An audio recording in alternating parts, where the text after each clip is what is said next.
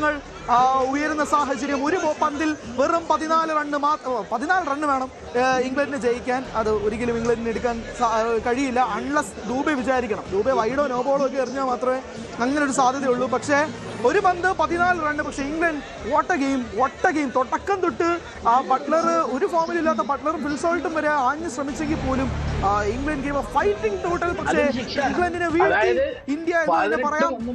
India വിജയിച്ചിരിക്കുന്നു. ഫൈനൽസിലേക്ക് Suryakumar യാദവിന് നടന്നു നീങ്ങാം. Final ബോളും ദൂബെ എറിയുന്നു, അതും 6 പോകുന്നു. ഇന്ത്യ ജയിക്കുന്നു 7 റൺസിന്റെ വിജയം. പക്ഷെ അത് ആധികാരിക വിജയം ഒന്നും പറയാൻ പറ്റില്ല. സൂര്യകുമാർ യാദവിന്റെ തൊണ്ടയിൽ വെള്ളം വറ്റി നിൽക്കുന്ന അവസ്ഥ. അവസാന നിമിഷം വരെ സഞ്ജുവിന്റെ റിലീഫ് കാണാം, ഇന്ത്യൻ ടീമിന്റെ റിലീഫ് കാണാം. വാങ്കഡെ സ്റ്റേഡിയത്തിൽ ത്രിവർണ്ണ പതാകകൾ ഉയർന്നു പൊങ്ങുന്ന കാഴ്ച ഇന്ത്യയിലൊട്ടാകെ തന്നെ ഓരോ സംസ്ഥാനത്തും ആഘോഷമാക്കുന്നു. കാണികൾ എല്ലാവരും ആഘോഷത്തോടെ നിൽക്കുന്നു. 7 റൺസിന് ഇന്ത്യയുടെ വിജയം. ഗംഭീരമായ മത്സരം. ഒരു ക്രിക്കറ്റ് പ്രേമി എന്ന നിലയിൽ ഇതിലും മികച്ചൊരു മത്സരം നിങ്ങൾക്ക് കാണാൻ കഴിയില്ല. T20 ലോകകപ്പ് മാത്രമല്ല, T20 ഏത് ഫോർമാറ്റിലും നിങ്ങൾക്ക് വിളിക്കാം. 7 റൺസിന് ഇന്ത്യയുടെ വിജയം. India will play New Zealand in the final. 8-ാം തീയതി നമ്മൾ കാത്തിരിക്കുന്നു ആ ഇന്ത്യ ന്യൂസിലൻഡ് മത്സരത്തിന്. പക്ഷേ ഇപ്പോഴാണ് ഒരു ശ്വാസം നേരെ വിടാൻ കഴിയുന്നത്. അല്ലെങ്കിൽ ഇത്രയും നേരം ടെൻഷൻ അടിച്ച് ഹൃദയമെടുപ്പൊക്കെ കേട്ടുകൊണ്ടിരിക്കുക. ഡെസ്കിൽ എല്ലാവർക്കും അതേ കാഴ്ച തന്നെയായിരുന്നു. പക്ഷേ നെഞ്ചെടുപ്പ് മാറിയില്ല ബ്രോ, ഇനി 2 ബോളൊക്കെ ഉണ്ടെന്ന് പറയുന്നുണ്ട് ആളുകൾ. പക്ഷേ കളി കഴിഞ്ഞു. എന്തായാലും 7 റൺസിന് വിജയം.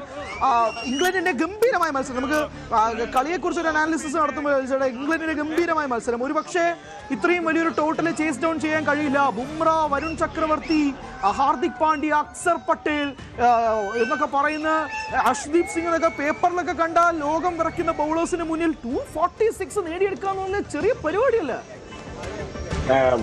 അതായത് ഇതിനു മുമ്പ് ഇംഗ്ലണ്ട് ചേസിയത് ഏറ്റവും വലിയ ടോട്ടൽ എന്ന് പറയുന്നത് 229. 229 അവർ 2016 വേൾഡ് കപ്പിൽ സൗത്ത് ആഫ്രിക്കയെ ചേസ് തോൽപ്പിച്ചത്. സൗത്ത് ആഫ്രിക്കൻ നേരെ 2016 സൗത്ത് ആഫ്രിക്കയിലെ ബൗളർമാർ ആരാണ് നമ്മൾ വെറുതെ ഒന്ന് പരിശോധിച്ചാൽ നമ്മൾ ഇതിനും പേടിച്ചു.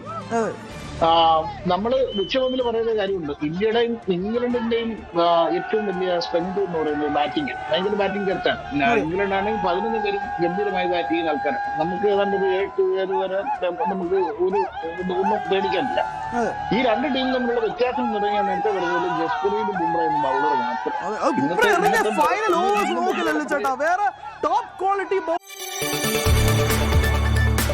കൂടുതൽ വാർത്തകൾക്ക് news 18 Keralam YouTube channel subscribe ചെയ്യുക.